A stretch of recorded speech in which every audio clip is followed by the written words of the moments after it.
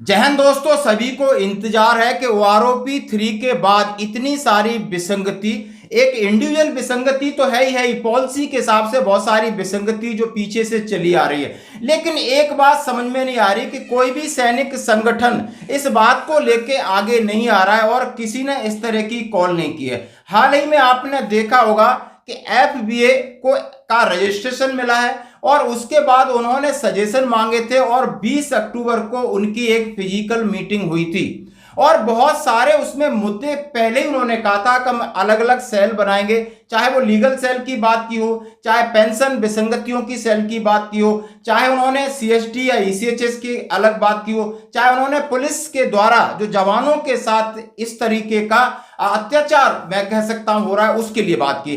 अब हमारे सारे बहुत सारे व्यूवर्स हैं कि उन्होंने कहा आपने इतनी खबर दिखाई लेकिन उसका क्या कंक्लूड रहा, उसके में उस मंथन में निकल के क्या आया। तो दोस्तों आज आपके कहने पर हमारे बीच हैं, यानी जो हमारे साथ डिस्कशन के लिए वो है एफबीए के अध्यक्ष श्री सूबेदार अर्जुन सिंह राठौर और जो कि एफबीए की अध्यक्षता है। आज बहुत सारे सवाल लेकर के मैं उनके साथ आपके लिए रूबरू हो रहा हूं। सबसे पहले अर्जुन साहब आपका बहुत बहुत धन्यवाद, आपने हमें समय दिया sir. Thank you sir, thank you very much Bhadauria sir. सबसे पहले सवाल, जैसा कि हमने अपने इंट्रोडक्शन में बहुत सारी बातें कही हैं, तो यही बात कहूंगा कि सर मीटिंग कैसी रही और क्या मंथन रहा, लगभग क्या उसमें से निकला, फिर मेरे जो व्यूअर्स के सवाल हैं वो मैं आपसे करूंगा, प्लीज सर। सर मीटिंग बहुत ही सफल रही। जिस उद्देश्य के लिए हमने ये मीटिंग बुलाई थी वो काफ़ी हद तक हमें उसमें सफलता मिली है और जिन जिन मुद्दों के ऊपर एक सहमति बनाना था एक जनरल काउंसिल मीटिंग के आधार के ऊपर, उसको हम काफ़ी हद तक पूरा करने में सफल हुए। और जैसा कि मैं इसमें थोड़ा सा ये ऐड करूँगा कि जब से फेडरेशन बना है, फेडरेशन का एक नीति रहा है कि आम सहमति से ही आगे बढ़ना है। इसके अंदर कोई एक आदमी का एकाधिकार नहीं है, चाहे अध्यक्ष हो, चाहे जनरल सेक्रेटरी, चाहे कोई प्रधान हो, कोई और हो। ना कोई हमारी एफिलिएटेड एसोसिएशन को इतनी पावर्स हैं कि वो अकेला ही सब कुछ करके अपने आप को सुपर इम्पोज करे। इस मकसद के लिए हम बार बार मीटिंग्स बुलाते हैं और सबकी राय लेते हैं और जो एजेंडा पॉइंट्स के अंदर जितने भी पॉइंट थे उसके अंदर किसी भी एक के ऊपर किसी प्रकार की कोई आपत्ति किसी ने दर्ज नहीं कराई, बल्कि सभी ने उसके अंदर अपना सहमति प्रदान किया और उसी सहमति के आधार पे जो जो भी बिंदु थे हमारे, उसके आधार पे अब हम आगे बढ़ेंगे। सर सबसे पहले जानना चाहूंगा, पहला सवाल है कि आखिर एफबीए में आज कितने सैनिक संगठन हैं पूरे देश के अंदर। और दूसरा मेरा सवाल रहेगा, जो आपका 4 घंटे का मंथन था तो उसमें आपने लीगल सेल की बात कही थी और पेंशन जो डिस्क्रिमिनेशन हैं, भेदभाव, उनके लिए क्या विचार बना, आपने क्या ये बात की कि आखिर ओआरओपी 3 के बाद कितनी विसंगतियां हैं और जिसको हम ठोस तरीके से सरकार के सामने रख सकें। जैसा कि मैं आपके सामने अपने व्यूअर्स को बताना चाहता हूं कि डीएसडब्ल्यू की एक साइड है, एमओडी का उसका एक चैनल है, उसमें आज मैं देख रहा हूं पिछले 15 दिन से अलग अलग वीडियो वो अपलोड करते हैं और वीडियो में हमारे कुछ जवान भी मैंने देखे हैं, जेसीओ भी देखे हैं और सेना के अधिकारी हैं। सरकार अपनी छवि, अपना महिमा मंडल उनसे करा रही है। बात बहुत अच्छी है कि ओआरओपी उन्होंने डिक्लेयर की है, लेकिन विसंगतियों को लेकर के पिछले 2 साल से उनका कोई पॉजिटिव रिस्पॉन्स नहीं आया है। तो सर इन सवालों के जवाब आप हमें, हमारे व्यूअर्स को क्या देना चाहते हैं? सर पहला सवाल आपका कि कितने संगठन हमारे साथ में जुड़े हुए हैं। मैं आपको ये बता दूं कि ये बीच के अंदर जो हमारा रजिस्ट्रेशन का काल रहा, इस टाइम पे लोगों को लगा होगा कि कुछ शिथिलता दिखाई दे रही है, लेकिन वास्तविकता ऐसी नहीं थी। वो हमारे साथ में आज की तारीख में 157 संगठन एफिलिएटेड हैं और वो आज ही नहीं, कठुआ के अंदर जो हमारा रैली हुआ था 17 सितंबर को, उस दिन का स्ट्रेंथ है ये। और उसके बाद में कुछ एक संगठनों का ये था कि हम इंतजार कर रहे हैं कि रजिस्ट्रेशन होते ही हम भी आपको समर्थन देंगे, ये भविष्य की बात है। और मैं उन तमाम संस्थाओं को जो हमारे साथ में संबद्ध है उनको मैं आपके माध्यम से धन्यवाद और आभार प्रकट करना चाहूँगा कि ये 1 साल के पीरियड के अंदर उन्होंने अपना धैर्य रखते हुए हमको बहुत संबल दिया और उसकी वजह से हमारी मैनेजमेंट काउंसिल को बहुत ही एक ताकत मिला कि ये संगठन हमारे साथ धैर्य के साथ में जुड़े हुए हैं और इंतजार कर रहे हैं कि जैसे ही रजिस्ट्रेशन हो जाता है तो हम एक्टिवली मैदान के अंदर दिखाई देंगे। तो मैं तमाम संगठनों का आभार व्यक्त करता हूं। दूसरा, इस मीटिंग के दौरान 5 या 6 सेल का हमने गठन किया है कुछ सेल्स के जो एक्सपर्टाइज थे उनके नाम हमारे पास में आ गए थे कई संस्थाओं से, और उसके अंदर मैं आपको ये बता देना चाहता हूँ कि हमने, जैसा आपने भी अभी कवर किया था, कि हमने कई दिनों से सुझाव मांगे थे और लोगों से नाम भी मांगे थे कि जो भी आदमी जिस फील्ड का ज्ञाता है वो अपना नाम उस सेल में ऐड करवाए। क्यों कि कोई एक इश्यू नहीं है पूर्व सैनिकों का, खाली एमएसपी नहीं है, खाली ओआरओपी नहीं है, बहुत सारे एक विस्तृत फील्ड है जिसमें हमें कई प्रकार की समस्याएं आती हैं। तो हमने कैंटीन सेल बनाया है, क्योंकि कैंटीन की हमारा रोजमर्रा की चीजों के लिए वहाँ जाते हैं तो वहाँ भी समस्याएं आती हैं। ईसीएचएस सेल बनाया जो एक बहुत ही इम्पोर्टेंट सेल मैं मानता हूँ उसको, क्योंकि छोटी मोटी चीज कैंटीन में नहीं मिलेगी, हम सब्र कर लेंगे, लेकिन इलाज के अंदर अगर कोताही हमें मिलेगी तो हमारे लिए जान के लिए काफी हानिकारक होता है। तो उसके लिए जो भी इसी चीज के एक्सपर्टाइज हैं उनको हमने इसमें शामिल किया है। लीगल सेल बहुत जरूरी होती है। अभी तक हमने एक्सक्लूसिवली लीगल को ही लेकर के लीड नहीं लिया है, लेकिन हमें जरूरत महसूस हुआ है। बाकी दूसरे संगठन भी काम कर रहे हैं इसके ऊपर, मुझे उनका नाम लेने में कोई परहेज नहीं है। आज ही वीर बहादुर सिंह जी ने के वीडियो रिलीज हुआ है, definitely they are doing very good in that field. तो ऐसी स्थिति हमारे पास में भी आ सकती है कि कोई ऐसा इश्यू हो कि गवर्नमेंट वार्ता से नहीं मान रही है, तो फिर हमको लीगल का भी रास्ता अडेप्ट करना पड़ेगा। सीएसडी का है, इसी से इसका है, ये है। इसके अलावा पेंशन वाला एक बड़ा मुद्दा है, पेंशन ग्रीवेंसेस सेल। तो इसके अंदर भी हम और इसको थोड़ा सा ब्रॉड करने जा रहे हैं, जैसा कि हमारा वार्तालाप हुआ है कि हम एक ऐसा एक सेमिनार चाहते हैं जो हमारे सदस्यों का व्यू है, और उसमें कोई रिस्ट्रिक्शन नहीं है कि फेडरेशन से जुड़े हुए लोग ही हिस्सा लें। ये 1.5-2-3 सालों के अंदर, या जब से ओआरओपी आया तब से ही कई आदमी आकर के, डेफिनेट उन्होंने बहुत बड़ा स्टडी किया जिसके अंदर आपका भी नॉलेज बहुत हाई है, इसके लिए मुझे कहने में कोई गुरेज नहीं है। और बहुत सारे ऐसे साथी इंडिविजुअल हैं जो साइलेंट हैं, लेकिन उन्होंने बहुत अच्छा स्टडी करके रखा हुआ है। तो मेरा एक इस तरीके का एक व्यू है कि हम सभी को एक कॉल दे करके आप जैसे साथियों की मदद से किसी एक जगह पर उनको इनवाइट करें।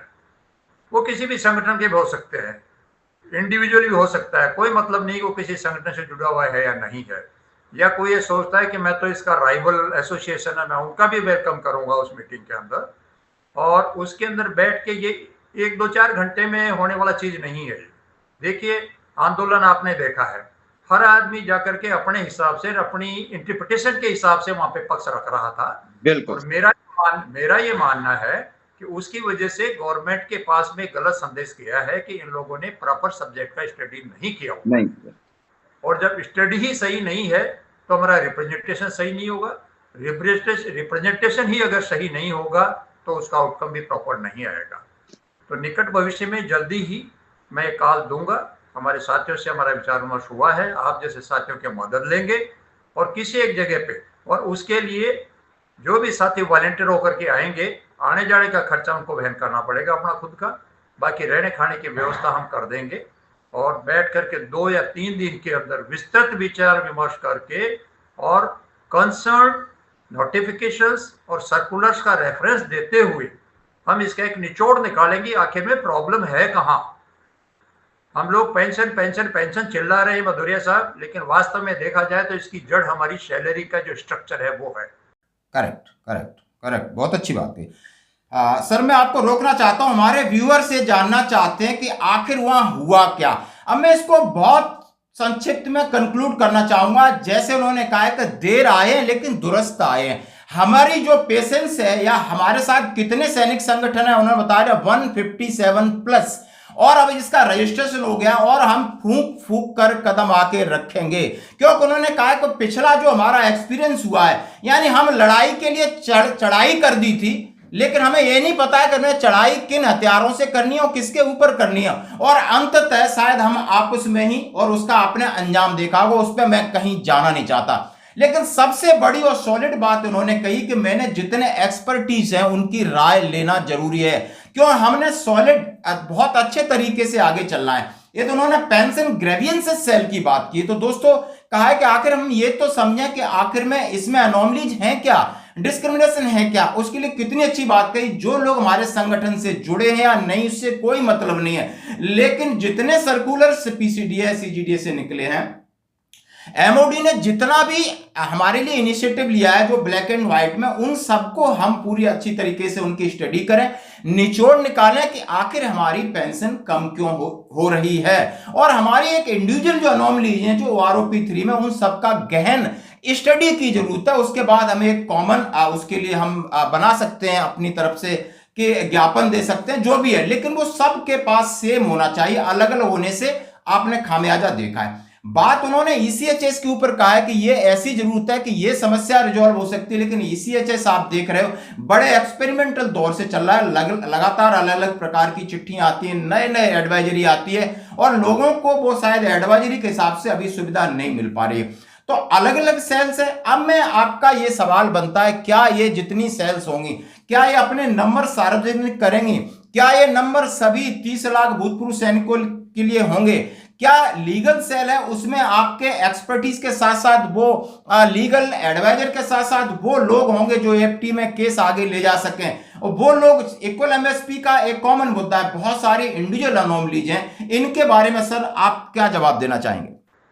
सर, ये मैं आपको क्लियर कर दूं कि इसके अंदर कोई रिस्ट्रिक्शंस नहीं होगी कि फेडरेशन के सदस्य का समस्या का ही इसमें सुनवाई किया जाएगा या उस पर हम समाधान के प्रयास करेंगे। ये सबके लिए खुला होगा, और मुझे कहते हुए खुशी भी हो रहा है कि लोग कुछ ऐसी पॉइंट के तरफ लोग बड़ी आशा भरी निगाहों से देख रहे हैं। जब मैंने सुझाव मांगे थे कि हम ये सेल बनाने जा रहे हैं, अपने नाम दो, तो उसमें कुछ लोगों के नाम भी आए, साथ ही लोगों ने अपने समस्या भी दे डाली हाथ के हाथ ही कि मेरी ये प्रॉब्लम है, बहुत टाइम से मैं भटक रहा हूँ, मुझे इसका समाधान नहीं मिल रहा है। और जहाँ तक मेरा एक्सपीरियंस है भदौरिया सर, कि जो हमारा अनोमलीज को छोड़ दीजिए, पॉलिसी मैटर को छोड़ दिए, लेकिन जहाँ पेंशन की समस्या है, किसी का पेंशन प्रॉपर नहीं आ रहा है, पेंशन कम आ रहा है, उसको रिजोल्व कराने में मेरे हिसाब से कोई ज़्यादा मेहनत की ज़रूरत हमको नहीं पड़ता है। क्योंकि मेरा खुद का एक्सपीरियंस है, मैं यहाँ बढ़ा चढ़ा के बोलूँगा तो ये लगेगा कि अपने मुंह मियाँ मिट्ठू बन रहा है, लेकिन कोई आके अगर मेरे ऑफिस के फाइल्स को देखे, हज़ारों की तादाद के अंदर ऐसे मैं ग्रीवेंसेज बताऊंगा जिनका रेजोल्यूशन केवल और केवल पत्राचार से ही हो गया, हमें कहीं पे भी जाने की आवश्यकता नहीं पड़ी। कुछ एक केसेज में फ़ोन वगैरह पे बातचीत करना पड़ा होगा, और कुछ केसेस के अंदर हमने एमओडी के अंदर जो वेटरन सेल है उसका भी मदद लिया। और मुझे कहते हुए बड़ा फक्र भी होता है कि एक तो ऐसा केस था कि 40 साल से उसको पेंशन नहीं मिल रहा था, और बगैर 5 रुपया उस व्यक्ति का खर्च कराए हुए, बगैर लीगल सपोर्ट लिए हुए, बिना कोर्ट में गए हुए, खाली पत्राचार और फॉलोअप से ही 46 लाख रुपए का उसको एरियर मिला। और क्योंकि वो एज उसकी 85 भी क्रॉस हो चुका था, तो 30% एडिशनल पेंशन, और इसके अलावा एक स्टेट गवर्नमेंट का पेंशन और था उसका, दोनों मिला के 50,000 रुपया मंथली उसका पेंशन है आज की तारीख में।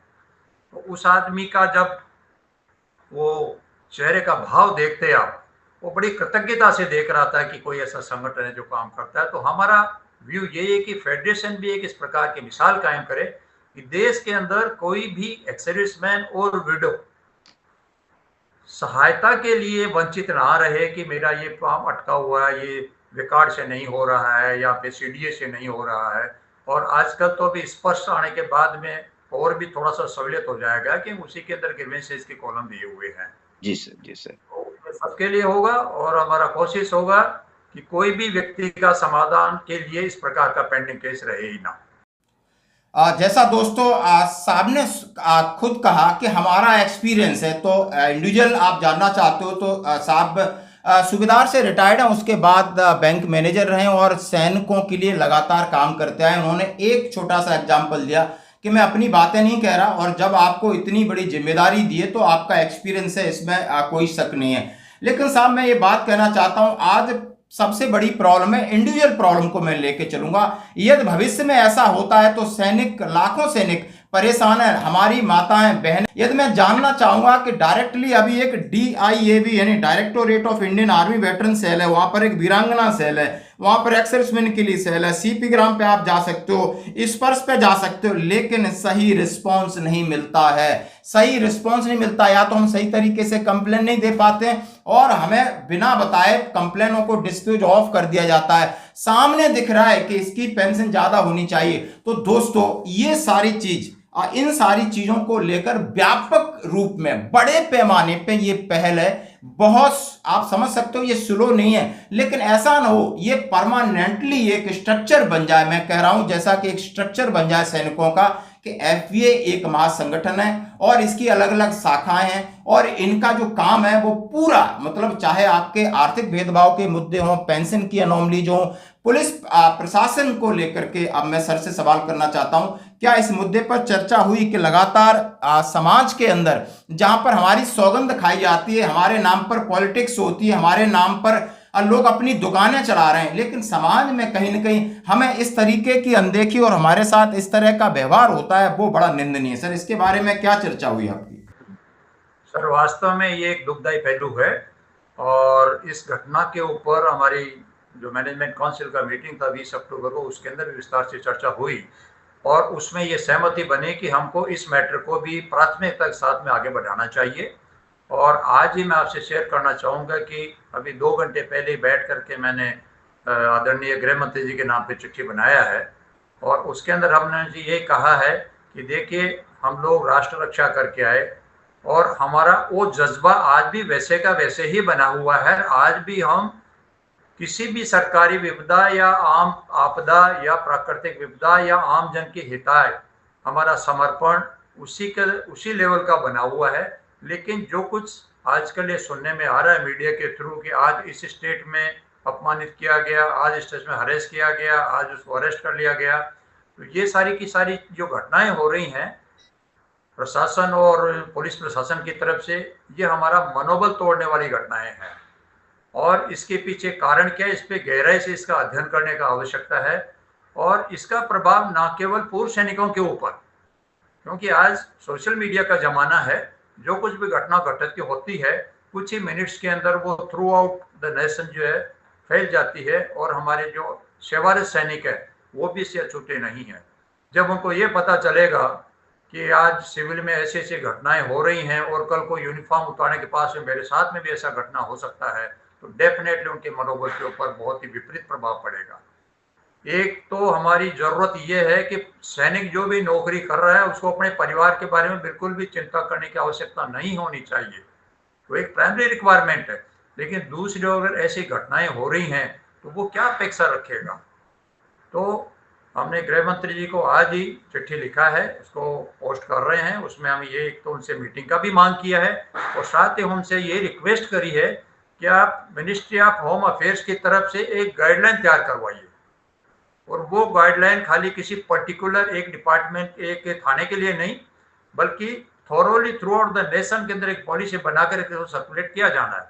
नियम तो पहले के भी बने हुए हैं, बहुत सारे नियम है कि आप यूनिफॉर्म सोल्जर को जो अरेस्ट नहीं कर सकते without informing to the concern unit, आप नियरेस्ट जो आर्मी एस्टैब्लिशमेंट उसको बता सकते हैं।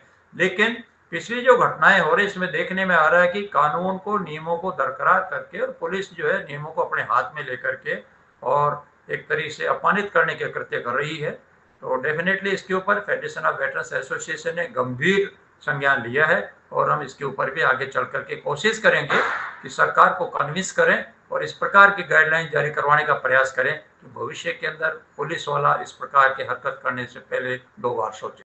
जैसा कि दोस्तों आपने सुना, उन्होंने कहा है कि सैनिक वैसे राष्ट्र की धरोहर है। एक सैनिक नौकरी करता है, उसके परिवार के साथ कुछ कोई चीज एक शोषण होता है तो उसका मनोबल टूटता है और दूसरे सैनिक का भी मनोबल टूटेगा क्योंकि वो शायद अपने आप को अपमानित महसूस कर रहा है। उन्होंने कहा इसके लिए हमने गृह मंत्रालय को चिट्ठी लिखा है और उन्होंने कहा है कि एक गाइडलाइन की आज जरूरत है, क्योंकि बहुत भूतपूर्व सैनिक है जो राष्ट्र के लिए सहयोग है, राष्ट्र के लिए, समाज के लिए, प्रशासन के साथ कंधे से कंधा मिला के काम कर रहा है, करना नहीं चाहता है, वो कर रहा है बिना किसी गवर्नमेंट के रिसोर्स के, अपने वो वॉलंटियर होकर काम कर रहा है। तो आप उसकी सेवा नहीं ले सकते क्योंकि वो पहले से भी एक डिसिप्लिन्ड और डेडिकेटेड सोल्जर होते हैं। तो दोस्तों ये थी पूरी हमारी चर्चा और इसके साथ जैसे कि सूबेदार अर्जुन सिंह राठौर जी ने एफबीए में क्या हुआ, क्या कंक्लूजन हुआ, वो आप समझ चुके हो। मैं एक बार कहना चाहता हूं कि चारों जो 4, 5, 6 जो सेल बन रही हैं प्रॉपर बनेंगे और आगे सबकी राय ली गई है और ठोस तरीके से हम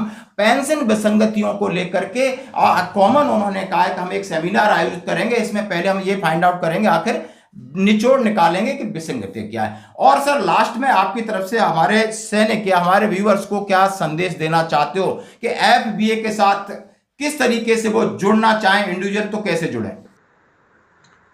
देखिए सर, इसके लिए जुड़ने का तरीका तो जो हमारा बायलॉज के अंदर यही इस्टेब्लिश किया हुआ है कि जो एसोसिएशन होंगे वो इसका एफिलिएटेड यूनिट्स बनेंगी।